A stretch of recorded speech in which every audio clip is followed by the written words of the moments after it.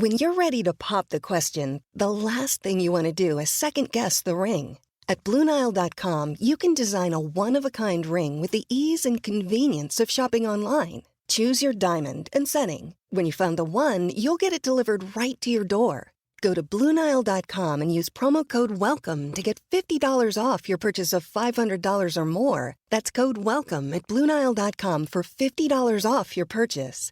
BlueNile.com, code WELCOME.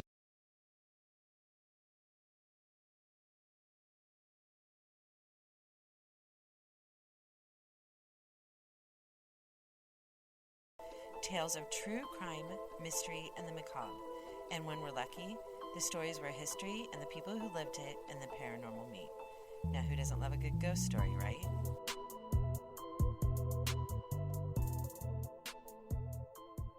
Welcome back to Haunting History Podcast. I'm your host, Kat, and here we are at Season 1, Episode 4, The Whaley House. Today, I have with me Haley.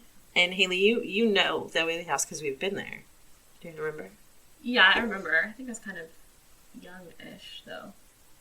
But you remember going there? I remember going there, but, I don't know any of this. I don't know who the Whaleys are. I don't know. You don't remember any of that? No. We couldn't do a podcast called Haunted History and be from California without talking about the Whaley House. The Whaley House, according to the Travel Channel's America's Most Haunted, the house was the #1 haunted house in the United States. And in 2005, Life magazine named it also the most haunted house in America. The hauntings of the Whaley House have been reported on numerous television shows and written about books and online since it opened in a museum in 1961. But as haunted as so many say it is, who and why are they haunting there? The two-story Greek Revival house was designed by Thomas Whaley himself, and the construction began on May 6, 1856, and completed in 1857. The cost of the house was about $10,000, and it was made from bricks from the Whaley's brickyard. The house was the first of its kind in San Diego, and Thomas Whaley is quoted as saying, "My new house, when completed, will be the most handsomest, most comfortable, and convenient place in town or within 150 miles from here." He's actually quoted that in the San Diego Coast Life. Their new house was known as the finest in Southern California, just like he had predicted. The house was furnished with mahogany and rosewood furniture, beautiful carpet, damask drapes, and considered a mansion for its time and place. The residence soon became the gathering place for San Diego. The site of the future home was anything but ideal, though. Thomas Whaley, as a young man, bought the lot for really cheap. And the reason that he did was because he stood as a witness at the hanging of a gentleman known as Yankee Jim. You don't remember that story? No, but who are the Whaleys? Why is their house famous? Were they, mayors, governors, or no, just they were a random family? No, they were just a random family. What made people talk about it was because he was building this huge, beautiful house in downtown San Diego, basically. Oh. It's considered downtown San Diego now, but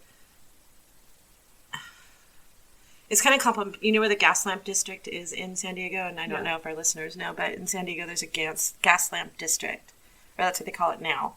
The San Diego town proper was part of...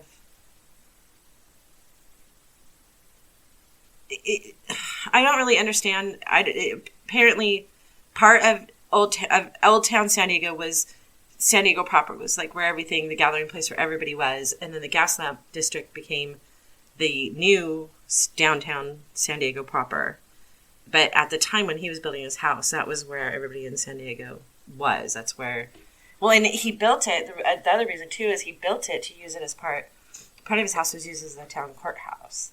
So it was just the hub of the city San Diego. Or the town. Right, exactly. Got it. And he built the house. He bought the lot for really cheap, and the reason that he did is because it was actually part of the graveyard. And weirdly enough, they don't discuss the hauntings as being caused by it being on a graveyard, even though it was. I don't know that there was interments on that property, but if you go to San Diego now and you walk outside the Whaley House, and I know you remember this, is the street has those little gold coins marking where graves were. Yeah. So the street was built over it. The sidewalk was built over it. The Whaley House is right on that corner, which is right next to, I think it's called El Campo Cemetery. Mm-hmm. So that whole lot right there, the cemetery was there, and then the lot where the Whaley House was where they hung people. And the most famous was this Yankee Jim guy. His name was Santiago Robinson. Mm-hmm. They called him Yankee Jim, and he was known. He had come to the mining areas of Southern California and Northern California, and he was known to just steal from people. He was accused of murdering other miners. Like, the miners would get drunk, and he would prey on the weak and the drunk and murder them and steal all their stuff. Wow. And then in San Diego, he and 2 other gentlemen stole a boat. And he stole from the wrong people. These people were upstanding citizens of the town. They found out that he stole it. They got their boat back, but they knew that Yankee Jim stole the boat. And so they went to trial. And weirdly enough, back in those days, the 2 gentlemen whose boat got stolen were part of the jury. And they decided that he was guilty and that he would be hung for larceny. He didn't think that was going to happen. He was sort of full of himself. I could kind of almost picture him thinking he's going to get away with all these things. And he didn't think that he would be convicted because they got their boat back. And he was terribly wrong. And the judge decided that he was going to be hung. And he was 6'4", a really, really tall man. And they hung him from a tree that is exactly where the Whaley House was built. And it didn't go well. He was, again, because he was really tall. And in those days, they would pull a wagon up and stand the convict up in the wagon and then put the noose around their neck, and then they would pull the wagon away. But because he was so tall, when they pulled the wagon away, his toes touched the ground still. So it kind of took him a long time to die. And I don't know why Thomas Whaley thought that was a great place to build a house, but again, he got the property really, really cheap and decided that that was where he was going to build his home. The home was built for himself and his family, Thomas and Anne Whaley, and their 6 children. Their 6 children were Francis, born December 28th, 1854, Thomas Whaley Jr., who was born August 18th, 1856, Anna Amelia, born June 27th, 1858, George Hay. He had 2 middle names, by the way. George Hay Ringgold, which is odd. Born November 5th, 1860. Violet Eloise was born October 14th, 1862. And Corinne Lillian was born September 4th, 1864. And it didn't take long for tragedy to strike the Whaley family. I mean, it was often that children died back in the 1800s. So they had, how many children? How many did I say? 6. They had 6 children. So the likelihood of all of them making to adulthood was not likely. And Thomas Whaley, soon after they had moved in the house, suffered from scarlet fever. He was just under 2 years old, and he died on January 29th, 1858. Unfortunately, that wasn't the last tragedy to strike the Whaley family. At various times, the house was also Whaley's General Store, San Diego's second county courthouse, and the first commercial theater in San Diego. The house has witnessed more history than any other building in the city. So they lived in their house as their home while they had these other things for the city. They had a courthouse downstairs. Upstairs, really weird. And I wanted to ask you if you remember the theater upstairs. They called it a theater, but it was really the size of a room. I remember the courthouse, because that's right when you walk in, right? It's on the first floor. It's on the first floor next to the general store. And the general store, the store that's there now, is part of the general store that the Whaleys ran. I think when we were there, I didn't know that it was all of those things while they lived there. I just thought that was part of the museum that it is now. No, it was a store. I didn't realize that they lived there and had their normal life with people in the city.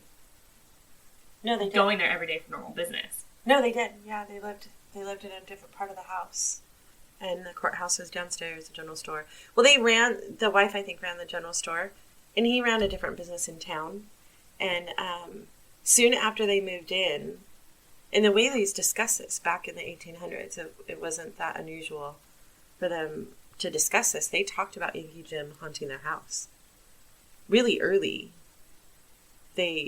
Which I don't know why. I think it's weird that people talked about it in the 1800s. I think actually people probably talked about things being haunted and ghosts and spirits back in the 1800s more often. And then we went through a stage where no one talked about it. No one accepted it. And then now we're back with the TV shows and everything else that it's more normal to talk about it. In the 1800s, I don't think people were afraid to talk about it. They just kind of accepted it, maybe because of the religion spiritualism, which when we when we do an episode of the Winchester Mansion, we will talk about spiritualism being a religious movement. But I think maybe that made it more easy for people to talk about. But the Whaleys always discussed how their house was haunted by Yankee Jim. They could hear really loud footsteps upstairs. They heard groans. They heard a manly voice. And they discussed it. The children of the area would sneak up at dark and try and listen at the door and see if they could hear anything or if they could see anything. But the Whaleys actually didn't stay there very long, and it wasn't because of that. In 1858, I said that 1858 that Thomas Whaley Jr. died. Well, right after he died, the front of the store caught on fire and destroyed a portion of the store. And this is where I'm confused, too, because they refer to it as Thomas Whaley's store burnt down and Thomas died, and so they wanted to move out of the house. But in another article, they talk about him owning a different business further into town or further somewhere else, and that caught on fire. So that was why they moved. So I don't want to say for sure that a portion of the Whaley house burned. One of his businesses burned and his son died, and so they actually up and moved to San Francisco. And they stayed there from 1859 all the way until 1868. In 1868, Thomas decided that there was an earthquake. They were living in San Francisco, and there was an earthquake. And then Thomas did some kind of business deal and decided that he wanted to move back to San Diego. So he moved back, fixed up the old Whaley house, which had been empty except for the courthouse, and moved his family back to San Diego. So they went from the Whaley house in San Diego. Something happened. We don't know. Fire happened. There was a fire happened. Their son died, and then a fire happened either at that house, which I don't believe. I think it was his other business. Okay. And then they moved to San Francisco, and then an earthquake happened there, and then they moved right back into the same house in San Diego. Yeah, Thomas came back first, fixed up the house. The house had been vacant for 10 years, other than the courthouse was, I believe, still running there. He came back, fixed up the house, moved his family back. He moved back in the summer. On December 12th, 1968, the whole entire family moved back to the Whaley house. And then it was a bustling center of activity because they were all there, and they ran the store again. And he had rented out the upstairs for the theater, which I was trying to talk to you about, and we changed the subject. The theater, it was a troupe that was there. They were only there for a few months, I think.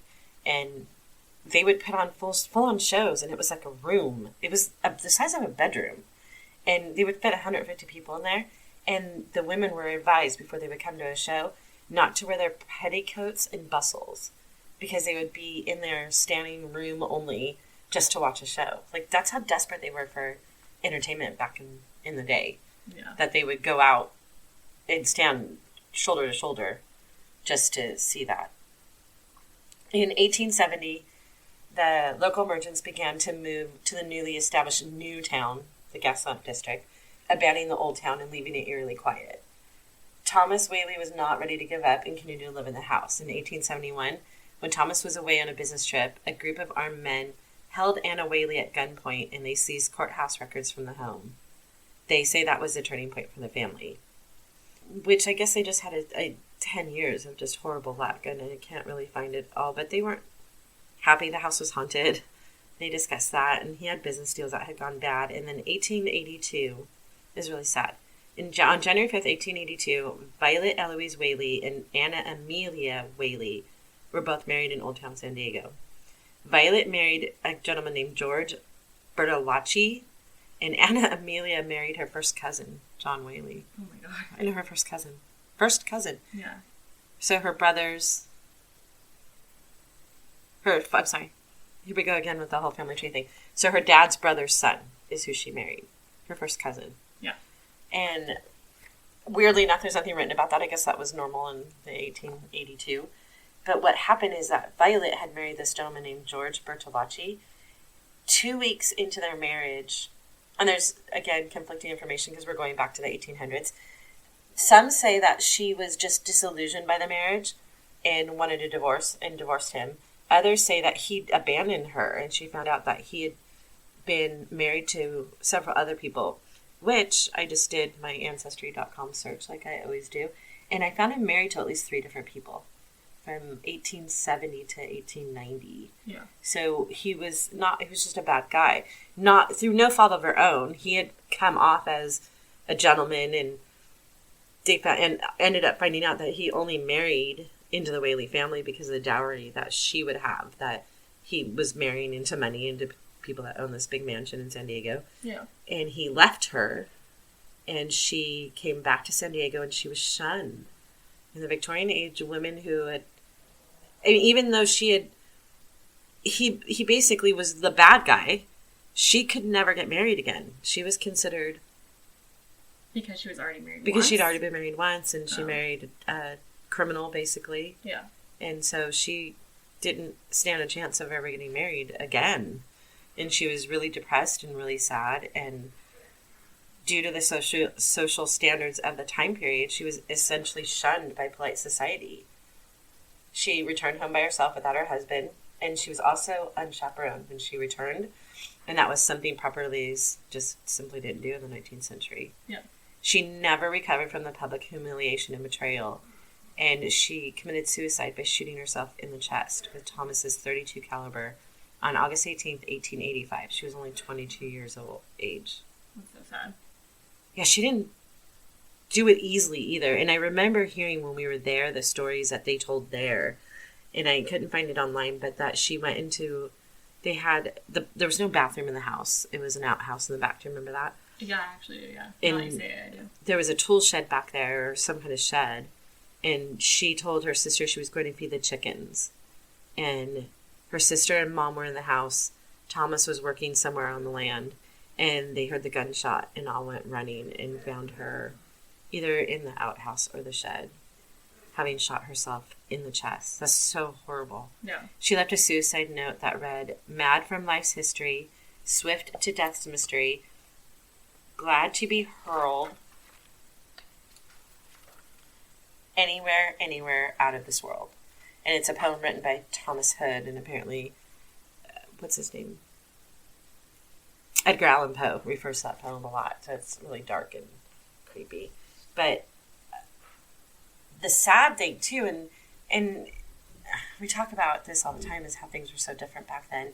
Corinne, the little sister, her name's Corinne Lillian, she was engaged at the time that her sister committed suicide, but her fiancé broke up with her because of the scandal of her sister's marriage, her sister returning without a man, unchaperoned, and then killing herself. Yeah, I think, like, your reputation in society was even a bigger deal back then than it is now. Like, now you think it's a big deal because social media, you see it everywhere, but it's almost, like, clear that's, like, celebrities are, like, the higher... Right. Power of this hierarchy that we have, and then it's just like normal civilians, and it's like whatever happens. But like back then, I feel like it was like everybody was like the celebrity. You married for money usually. You married, like I feel like it was way more. People had their eyes on your family. You were the gossip columns. Yeah. Also, because there wasn't that many people probably in one area. For sure. Yeah. For sure, but that's so not fair that Corinne's fiance left her just because her sister. Yeah. It's not fair, but I get got it left from that time period. And Corinne never ever remarried. Yeah. She spent the rest of her life as a, what do they call it? Maid. What is it called? You're looking at me. You're raising your eye. I wish people could see you. An old maid. Sorry, I was thinking old maid. She never got married. She ended up working at libraries and being a teacher, and never ended up dying alone.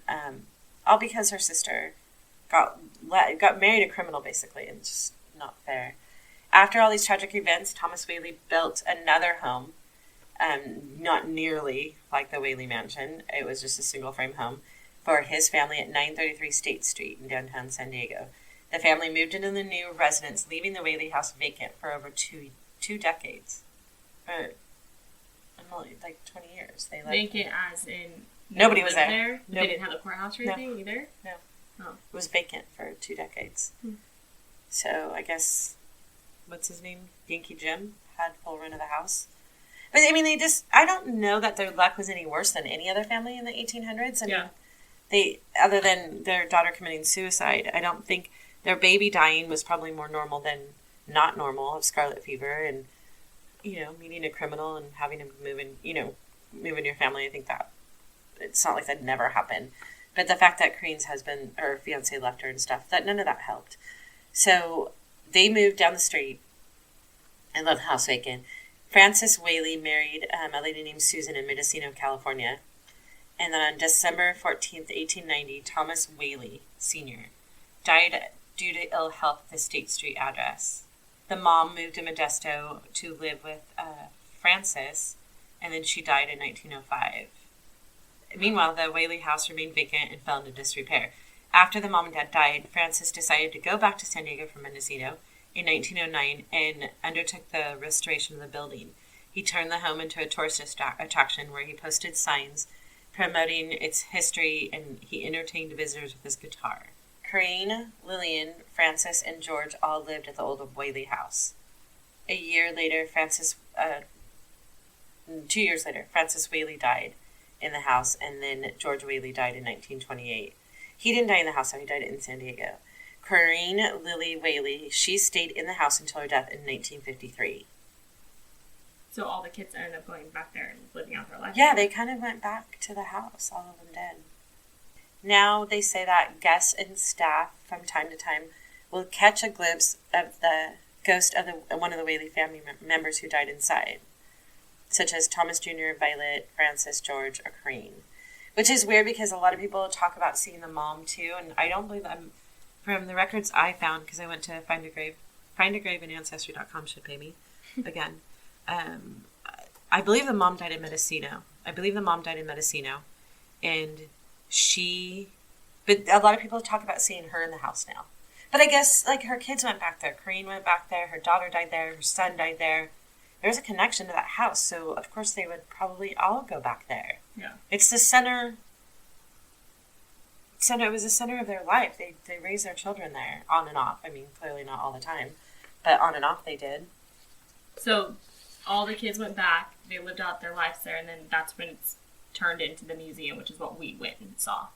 Well, they didn't get turned into the museum. She lived there till 1953, the oldest. And I don't think she didn't keep it up. After Frances died, he had turned it into sort of an entertainment place for people to come. He'd play his guitar. After he died, Corinne just lived there by herself. And she was a librarian or a teacher. I believe she was a librarian.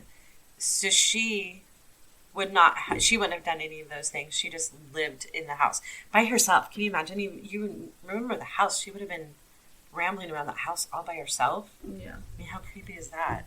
When 1961, the city of San Diego, I have the actual name of the organization that took over the house. It's the Save Our Heritage organization, SOHO, took over the house in 2000. But in 1961, it was turned into a museum. And they moved a bunch of different properties from San Diego to that property. So there's other outer houses on the property that are all historical also, which I'm sure contribute to the things that they see in the house. There's an adobe there. There's the Verna house. And then they have 2 front store buildings that they added onto the house. But in the 1960s, they turned it into a museum. In 1962, a visitor to the museum, claiming to be a friend of Lillian Whaley's, said that Lillian had told her that the ghost had driven her family from there more than 60 years earlier, and that her mother was unnerved by the phantom walking around making noise in the windows opening and closing. So when they moved out of the house, it wasn't just because of the fire. It wasn't just because of Thomas. They were afraid of the haunted house. Right. Who knew? I didn't know that part. Yeah. I mean, I knew all the stories. People say that they see descendants of the Whaley family. They hear children playing. They've seen Corinne standing on the stairs. They've seen Anna, the mother, walking up and down the stairs. They've seen predominantly the dad, Thomas Whaley, standing on the landing. They hear footsteps, disembodied noises, and that the Whaleys, people say that the Whaleys were scarred for their whole life because of the hauntings of the Whaley house. And even though baby Thomas was the first in the family to pass away, they believe that he always stayed close, and it's been reported by those who visit the home that they hear tiny footsteps and sound of him crying or even giggling. When we went, I didn't feel like it was haunted. No, and we were really lucky.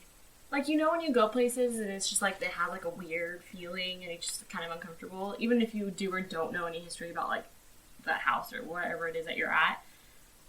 But like I didn't feel weird there. I didn't feel uncomfortable there. No, but do you remember being really excited when we went there? That we got to go. And the reason that we went there when we went there, because we went there at night. It was after dark. And it was because my husband has a family member who grew up in San Diego, lived in San Diego her whole life, and she belonged to every single board there was. So she belonged to the board of the Whaley House, and she got us in for free. She just called ahead and said that we were coming and to treat us well. And so the lady let us in the door. They had closed the doors for the night. I don't remember that. And we were stupid ghost hunters. Like, we were super excited. Remember, we were taking pictures, but we were kind of running from room to room to room to room to room to room. Yeah. And being kind of crazy, like, was it haunted here? Is it haunted here? Like, we didn't take it very seriously. Well, yeah. So I think that if anyone stood a chance to find anything or see anything, it would have been us, and we didn't. I think we just treated it badly. But remember, we heard the girl that worked there was telling us that one of the ghost shows had done an episode there, and they would never let another ghost show come because they had ruined the wood floors with duct tape. Oh, yeah, I do remember that. That they strapped down all their equipment and used duct tape instead of and they destroyed parts of the stairs that had the original wood. Yeah. And they weren't happy about that. But I remember us being really kind of stupid about it. Like, we didn't take the opportunity that we had. Like, we could have sat in the courthouse, which people report seeing a young girl dressed in gingham or calico with a bonnet-type hat, not necessarily a bonnet, but a bonnet-type hat, and she sits weeping in the courthouse. No one can figure out who she is. And people have seen her day and night for years. People report the same thing, same dress and everything. And we could have just sat in that courthouse in the dark, and we didn't take that opportunity. Because we were goofy. I really remember us being really goofy about this. Yeah. I mean, but even if we did it, I don't know that I would want to sit in the courtroom in the dark. By yourselves? No, and that was long before we had ever been part of any kind of paranormal investigation team. We didn't know what we were doing. But the fact that we didn't even attempt, because I remember we were upstairs completely by ourselves, and I was taking pictures of you on the stairs. And we took turns. Like, then I was down the stairs and you take a picture. And we're like, oh, we're going to catch some kind of ghost thing in a picture. And we didn't catch anything. Yeah. But we didn't behave properly. For as much attention as the house gets as being the most haunted place in America, and we had the opportunity to spend time there by ourselves, I didn't feel, I'm like you, I didn't feel like it was. I didn't. We should preface that by saying that we don't have any gifts or any abilities. We're not legitimately ghost investigators. Even now, years later, we're part of an investigation team, but neither one of us are investigators. I do the history, and Haley does whatever is asked of her to do during events and things like that. But I mean, when I think back at how badly we behaved and how stupidly, like, we had this great opportunity. The one thing I do remember, though, about being there is smelling something. Really? Like, we smelled perfume. And I didn't remember that until I read that a lot of people say that they can smell the aroma of French perfume, which was Anna's signature scent. That I remember smelling it, and I remember discussing it. But I think that we even talked about, I wonder if they spray something in there. That's what I was going to say. I was going to, like, being the cynical, like, people person that I am, I'd be like, meh, it's a joke. They just spray the couch with it or something. Yeah. But I do remember that. I do remember. And a lot of people discuss that they can smell Anna's scent in the house. Yeah. And it wasn't a happy house. For it not being a happy house either, I wasn't creeped out either. I tend to feel and believe that buildings in general can hold negative energy. Yeah. I didn't, for as many tragedies as they had, and they had, the baby died, the sister committed suicide, the other girl, Beyonce left her, the part of the building burnt, they had to move out of the house for 10 years or so. I didn't feel like it was a really sad, sad place. Which is weird. I felt dumb saying that now that I said it out loud and heard myself. And people were hung on that property. Why didn't we? I don't know. Maybe we need to go back. Maybe. We should go back. Maybe we could set something up with the team and actually do an investigation. Although they told us then when we were there, they were never going to do it again. I don't know if they have. Although no one has lived in the house since 1953, the spirits of the dead are still there, waiting for visitors. Workers on site and guests who have toured the house tell accounts of many unusual, spooky encounters. A lot say they see a figure on the upstairs window long after the business has closed for the day. Others can see curtains moving when no one's been there and the house has been sealed shut. They hear sounds of children running up and down the footsteps in the front. There's a veranda and people feel cold spots and see shadows that they feel, see, and then disappear. The Whaley staff says that they can't guarantee that you will see, feel, smell, or hear anything out of the ordinary on your visit. But they can assure you that the entities that occupy the Whaley House are fully aware of your presence and anything you do or say. If you're quiet and listen carefully, you may indeed experience something from beyond the veil. Thank you for listening to this episode of Haunting History Podcast. Be sure to follow and comment on Facebook, Instagram, and Twitter at Haunting History Podcast. And don't forget to subscribe, rate, and review wherever you listen. Visit our website at hauntinghistorypodcast.com for more information on each episode. Until next time, I'm Kat, and remember, the living are far scarier than any ghost.